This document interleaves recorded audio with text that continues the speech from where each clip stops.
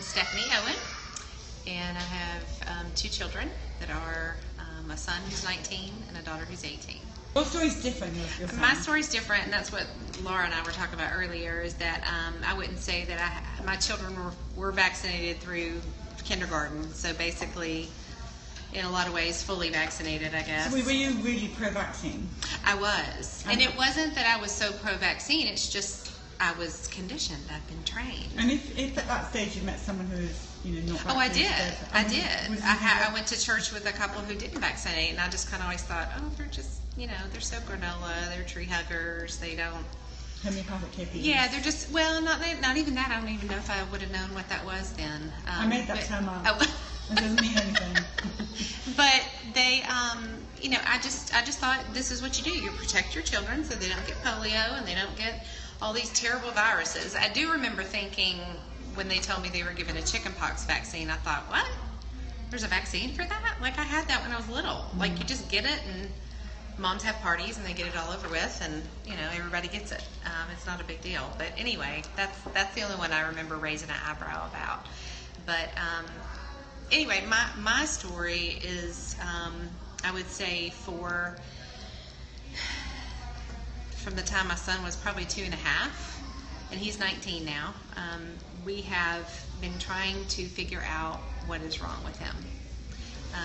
And I have become kind of one of those incessant researchers, readers, learn this, ask this. I'm a question asker. I don't want to just hear, oh, this worked for me, I'll try it. I dig in and read and learn. And we have done, we had a diagnosis by first grade of ADD or ADHD, ODD, which is oppositional defiant disorder. And then also just defiance, that just went beyond the norm. And this was just the child that wouldn't be corrected, that wouldn't be instructed, that wouldn't comply with rules. We've tried every kind of, negative consequences, positive consequences, behavior control, games, charts. I mean, just everything. And this was just the child that you couldn't bend. I mean, you just couldn't bend the kid. And I thought, okay, I've, raised some stepchildren, and this wasn't my first rodeo. And it just was beyond the things you read in books, the things you learn and hear from the psychologists and the psychiatrists. They would kind of say, well, we can change his medicine. Well, we can up his medicine. Well, we can do this. Well, we can do that. That was always their suggestion. So we saw psychiatrists, psychologists, diagnoses, tests. We pulled him he was in private school, and we pulled him out of there and homeschooled him so I could take him off the ADD medicines because the side effects were worse than the benefits.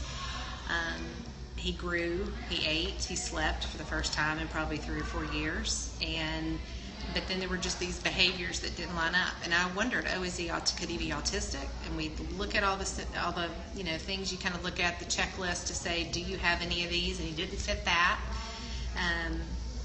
And when he was about 14, I kind of came to my wit's end, and we decided to take him to a doctor that we had seen out of state in another city that's an alternative MD, because at this point we were just throwing our hands in the air, and we were getting this unruly teenager who just couldn't be controlled. And we went and we made some sacrifices and financially, and went to see this doctor and found out he had really high levels of mercury and lead and a few other random ones that you just kind of shake your head. His cadmium was so high that it wouldn't even register. It was off the charts. We see that a lot in kids. There were other ones that were high too, but the cadmium, mercury, and lead were just. And when the cadmium's high, that's when the doctors say, "Oh, it's because you've had your child around smokers." Oh, yeah, well, no, that wasn't the case. Our doctor said it can be everything from immunizations to, I had at the time. That's what they tend to blame it on. Or do you live near a factory or something, He couldn't, the doctor was like, I've never seen cadmium this high in a child. He said, I've seen it in men that come in here that are 40 and 50 years old that maybe work in some sort of industry, where they've been exposed to it, but never at 14. And it's like I said, everyone who runs those thorough tests, you'll see cadmium level absolutely through the roof. Right. He, of course, tested all kinds of food allergies, wheat, dairy, and a few other, minor things. And so we did some diet modification. We did some nutritionals. We spent the next couple of years going to see him. There was some improvement, but there was not a drastic improvement. And in my mind, I think that there's been lead damage and mercury damage, which synergistically are kind of a nightmare together. And we lived in an older home that had lead paint that was starting to break down. So we have exposure there for a number of years that we didn't even know about. So how is he today? Let's see, he's 19. He stopped school his senior year and decided he didn't like school anymore.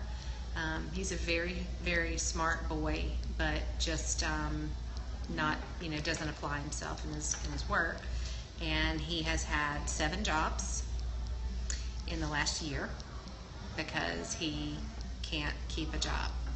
And what do you think that is? I mean, what we're hearing is not them not being able to cope with the social environment, Yes. or maybe the bright lights or the loud office banter, or Yeah, there was a lot of That kind of sensitivity to stuff, those yeah. kind of things too when he was younger. Yeah, he had an issue with cutting things, cutting sheets, cutting clothes, cutting things in the house, never himself or anything, but cutting. And when we moved out of our previous home, we patched 173 holes in his wall and painted. He had just nails, screws, whatever, holes that he would put in the walls. Just behaviors that didn't line up with an oppositional or strong-willed child, that went beyond, that weren't the norm. And for him, it's just been this lifelong thing of what is wrong with this child. We've done biofeedback, we've done nutritionals, supplements, chelation therapy, the gamut. and you've done so well. There's been improvement. Right. I have to say there has been improvement, and it hasn't been through traditional medicine, unfortunately. So what would your advice be to families? I mean, so let me ask you a question. Do you think that vaccines can and do cause injury? Absolutely. Absolutely. Without a doubt. So would you vaccinate Never. anything? And what would No. you, and I you don't even wouldn't- vaccinate my dogs anymore. Right.